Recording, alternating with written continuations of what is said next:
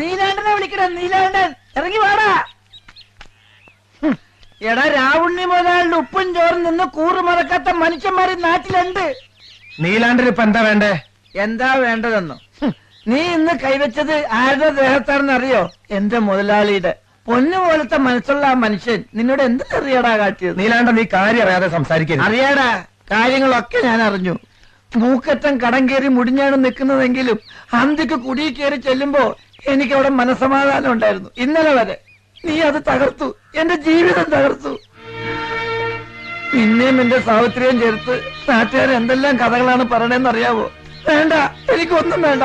കുസ്തിയും വേണ്ട, ഒരു മണ്ണാലത്തും വേണ്ട, അതിൽ നിന്ന് കിട്ടുന്ന കാശും വേണ്ട. നിന്റെ കാല് പിടിച്ച് ഞാൻ പറയാ, നീ എന്റെ കുടുംബം തകർക്കരുത്.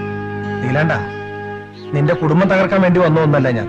അത് സ്വരു കൂട്ടാൻ എന്നാലാവുന്ന സഹായിക്കാൻ വേണ്ടിയാ വന്നത് ഞാൻ. നീ എന്റെ ആരാ? തന്തയോ അതോ കൂടെ പറപ്പോ? ഇന്ന് നീ എന്റെ മുതലാളിയെ തല്ലി, നാളെ എന്റെ സാവിത്രിയെ സ്വന്തമാക്കാൻ വേണ്ടി എന്നെ കൊല്ലില്ലെന്ന് ആർക്കറിയാവോ? ഭാര്യയുടെ കെട്ടുതാലി മുതൽ മറ്റൊരുത്തിന് മുമ്പിൽ കാട്ടരുതാത്തുള്ള പൊന്നരഞ്ഞാണം വരെ പണയം വെച്ച നീ ഒരാണോടാ?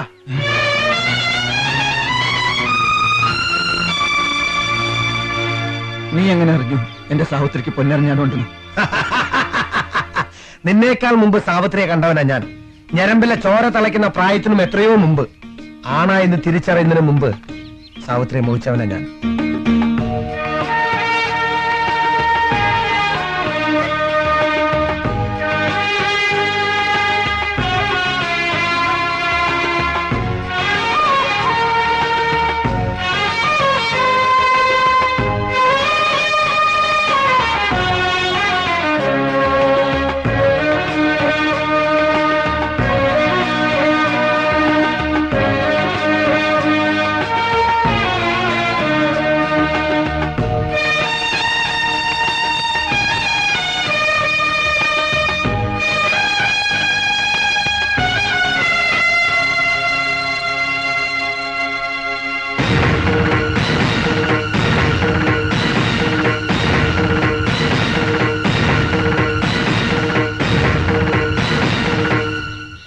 സാവിത്രിയുടെ മുഖമായിരുന്നു ഒരുപാട് കാലം എന്റെ മനസ്സിൽ. സ്കൂൾ വളപ്പിലും അമ്പലമുറ്റത്തേക്കായി ഞാൻ അവളെ പിന്നാലെ നടന്നു. പക്ഷേ സാവിത്രിയുടെ മനസ്സിൽ ഒരിക്കലും ഞാനുണ്ടായിരുന്നില്ല. ഏതോ ഒരു ആനക്കാരനുമായി അവളുടെ കല്യാണം തീരുമാനിച്ചു എന്നറിഞ്ഞ അന്ന് ഞാൻ നാടുവിട്ടതാ. നീ വിഷമിക്കണ്ട, സാവിത്രി ഇന്ന് എന്റെ ഒരു പെങ്ങളെ പോലെയാ. രാവണ്ണി മുതലാളിയെ ഞാനെന്തിനാ തല്ലിയെന്ന് ചോദിച്ചില്ലേ? ഈ പെങ്ങള് കുളിക്കുന്നോടത്ത് ഒരുത്തൻ ഒളിഞ്ഞു നോക്കിയ ഒരാങ്ങൾ എന്താ ചെയ്യാ? അതേ ഞാൻ ചെയ്തോളൂ. സത്യം ഞാൻ പറയുന്നത്.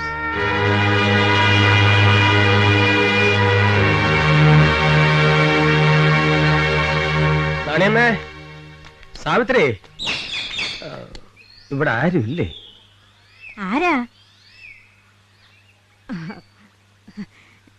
രാവണ്ണി മുതലാളിയുടെ കാര്യം പറയാൻ വന്നതായിരിക്കും. എന്റെ പൊന്നു മാഷേ, ഈ നശിച്ചോട് കാരണം തോട്ടുംകര മുടിയും. നിങ്ങൾ എന്തായി പറയുന്നേ? മാഷ് എന്തിനാ വന്നേ?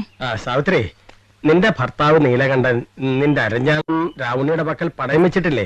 അത് തിരിച്ചെടുപ്പിക്കണം.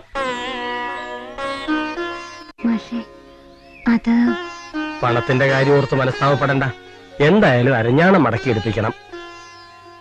അതിനെ എടുപ്പിക്കാൻ പറ്റില്ലല്ലോ മാഷേ. എന്താ പറ്റാത്തെ? ഈ പൊട്ടങ്ങളിൽ സാവിത്രിയും കൂടുക? അതല്ല. ഒന്നും പറയണ്ട. ഇതാ പണം. വേണ്ട. കണ്ടോ കണ്ടോ, അവളുടെ അഹങ്കാരം കണ്ടോ? എന്താ സാവിത്രി കാര്യം? വായ തുറന്ന് പറയൂട്ടി. അരഞ്ഞാണം രാവണ മുതലാളി സ്വന്തമാക്കി വില കൊടുത്ത്. എന്താ ഞാൻ കേൾക്കുന്നത്? ഞാൻ പോലും അറിഞ്ഞില്ല. എന്താണ് നീ എന്നോട് പറയാ? ഞാൻ മകനോട് അത് ചോദിക്കണ്ട. വേണ്ട, ഇതിന്റെ പേരിൽ നിങ്ങൾ തമ്മിൽ യുദ്ധം വേണ്ട.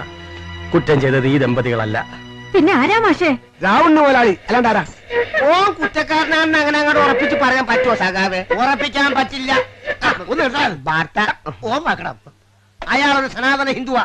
മണ്ണാൻ കട്ട പെണ്ണിന്റെ അറിഞ്ഞാണോ പിടിച്ച കുളിച്ചും കാണാൻ നിൽക്കുന്ന കാവലെ രക്ഷിക്കാൻ വർഗീയം പറയുന്നോ? ഇല്ല സഖാവേ, ഇവിടെ വർഗീയമില്ല. തൊട്ടിത്തരം കാണിക്കുന്നവനെ ജാതി നോക്കാതെ കൊങ്ങാക്കി പിടിക്കണമെന്നാണ് നമ്മുടെ പക്ഷം. ആണോ? ആണോ? എങ്കിൽ വാ, നമുക്ക് രാവണോട് നേരിട്ട് സംസാരിക്കാം. എന്താ പറഞ്ഞേ? അരഞ്ഞാണം തിരിച്ചു കൊടുക്കാനോ? രാവുണ്ണി കാശ് കൊടുത്തൊരു മുതൽ വാങ്ങിയിട്ടുണ്ടെങ്കിൽ അത് സൂക്ഷിക്കാൻ രാവുണ്ണിക്കറിയാം. നിങ്ങളുടെ പിത്തറാട്ടൊന്നും എന്റെ അടുക്ക് വേണ്ട. റബ്ബേ നമ്മൾ അറിയാൻ മേലായിട്ട് ചോദിക്കുകയാണ്. ഇങ്ങനെ ആ ഗുസ്തിക്കാരൻ പക്ഷേ കൈ കൊണ്ട് മയ്യത്താകാൻ തന്നെ തീരുമാനിച്ചു. താൻ എന്തിനാ അവന്റെ കാര്യം ഇവിടെ പറയുന്നത്? അവൻ ആര്? അറിഞ്ഞാലും വേറെ ഗുസ്തി വേറെ.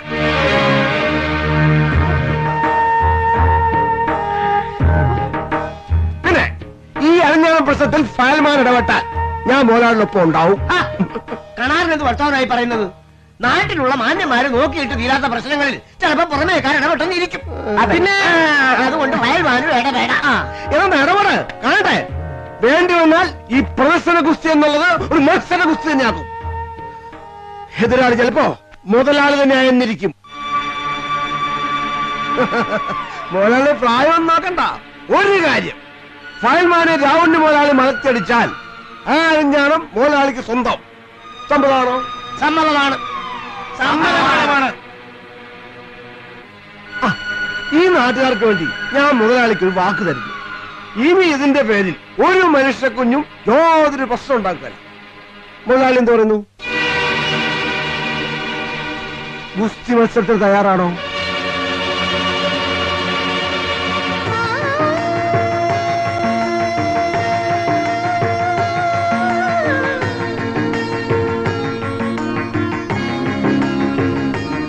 തയ്യാറാണ്.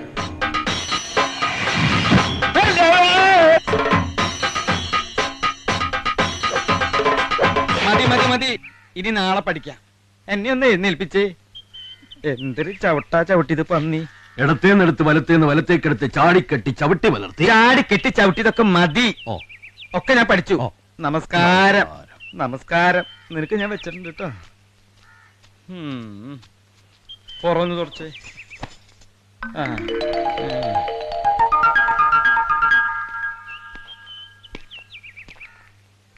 എന്തിനാടാ ഇപ്പൊ ഇങ്ങോട്ട് എഴുന്നള്ളിയേ?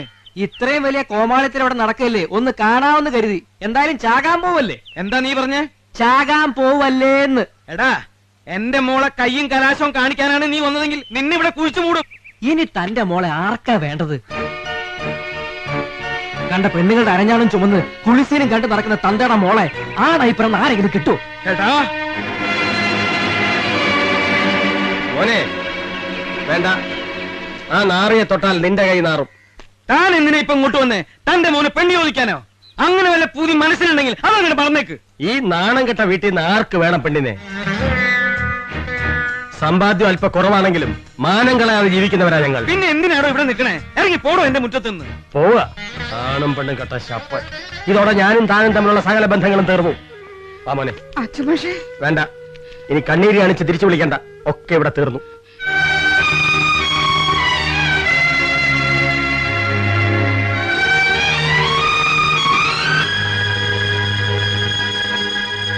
നമ്മൾ തമ്മിലുള്ള ബന്ധം അത്ര പെട്ടെന്ന് അവസാനിപ്പിക്കാൻ പറ്റുമോ?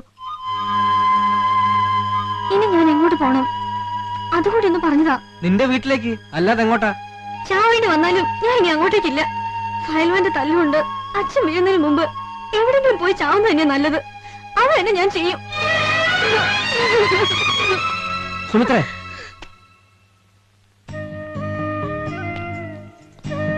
ഞാൻ പറയുന്ന എന്തും അനുസരിക്കാൻ നീ തയ്യാറാണോ? അതെ, എന്ത് ഞാൻ അനുസരിക്കും. എന്തോ